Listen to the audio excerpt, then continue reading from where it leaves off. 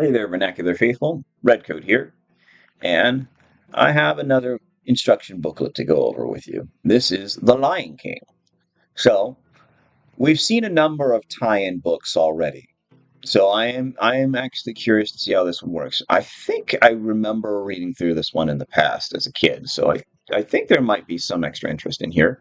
But also, this is a Disney tie-in one, so Disney usually doesn't skimp on things. So we're going to see also, you'll notice this, while this is a Disney, how would you say? Disney paid for this one. Virgin Interactive is the one that actually made this game.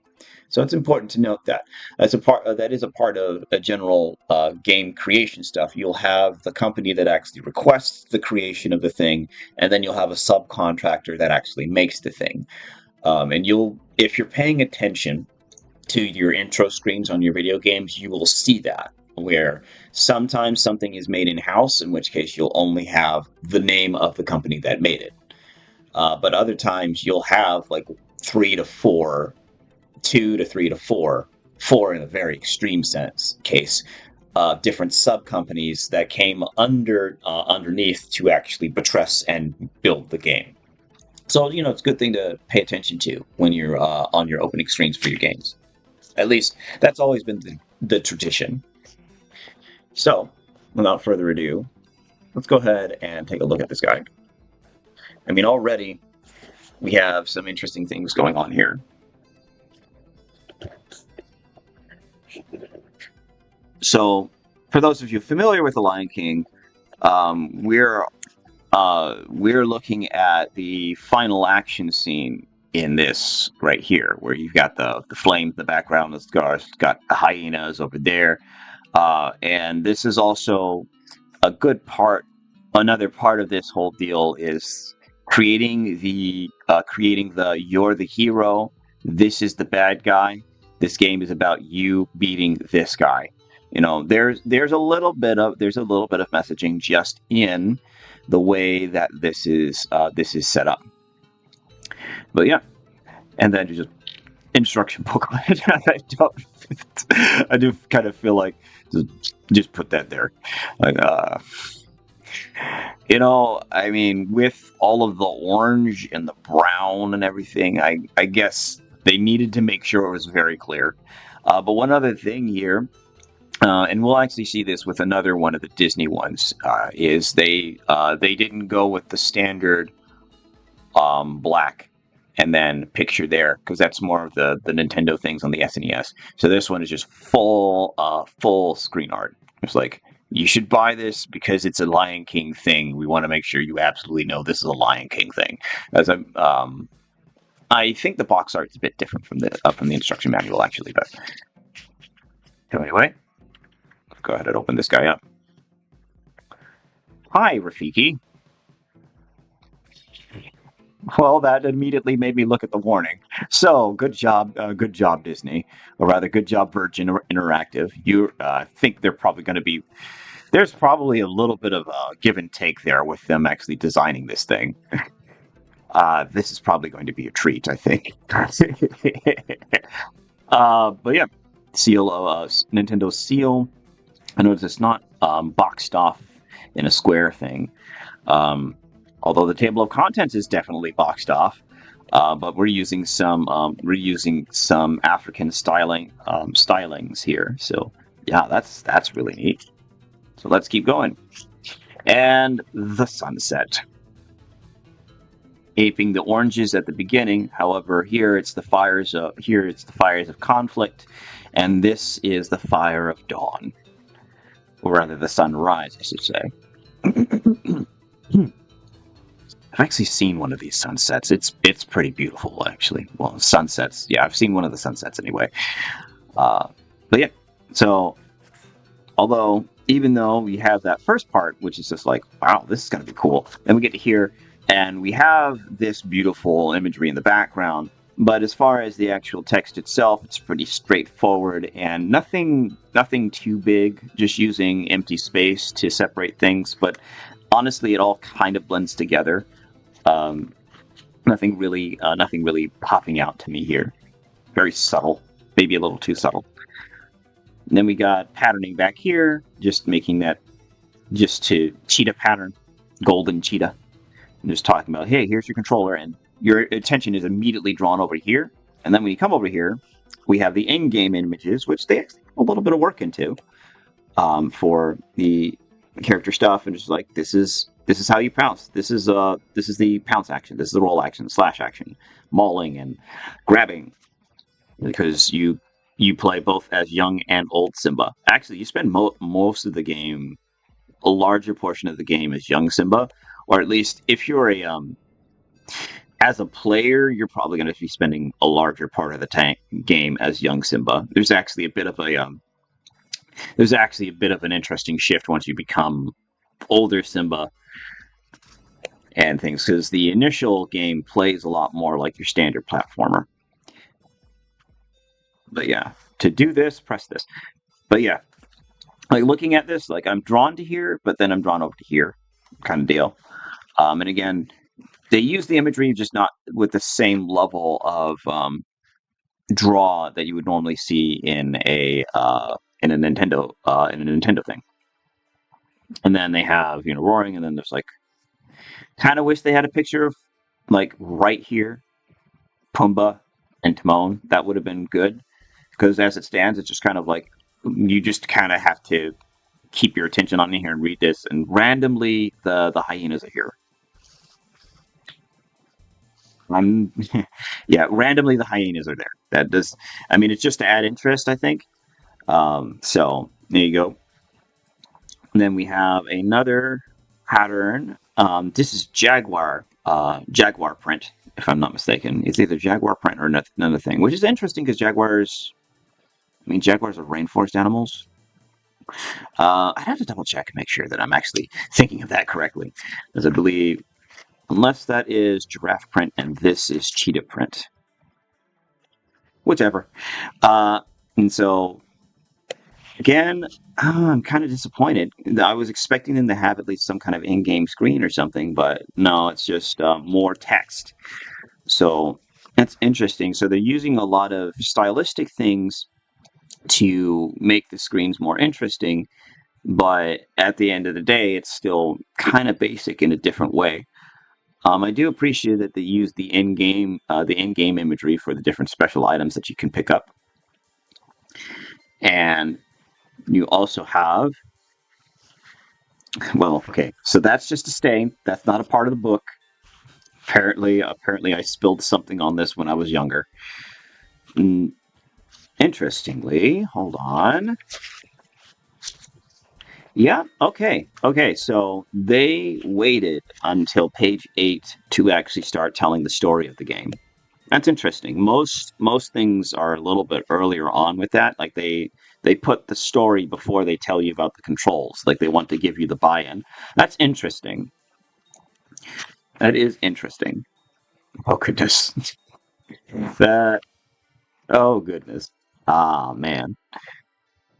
All right. And so they talk about the levels that you're going to be playing as Simba. And we got giraffe pattern right here. Right over here. And then they talk about the adult levels, and we got an image from the movie. I know you can't see it because of the stain. I'm so sorry. And then we have, you see, this should have been on that screen where they had the hyenas. It would have made a lot more sense. That's interesting. At any rate, and then we have, you can't really read it because this just got completely destroyed over here. But you have just some general support stuff. If you need help with the game or getting it to work or this sort of thing, you can call these different lines. They had a bunch of different phone lines that they could call. That's interesting. I'm guessing because most of these are Virgin Interactive call numbers, so just things you can call them about. And then, so is Westwood Studios was behind a part of this? Okay. And then you've got the whole team there. That's interesting. I'm guessing that's a division of Virgin. And then we have Disney Software, which had their own part, and Zebra Print.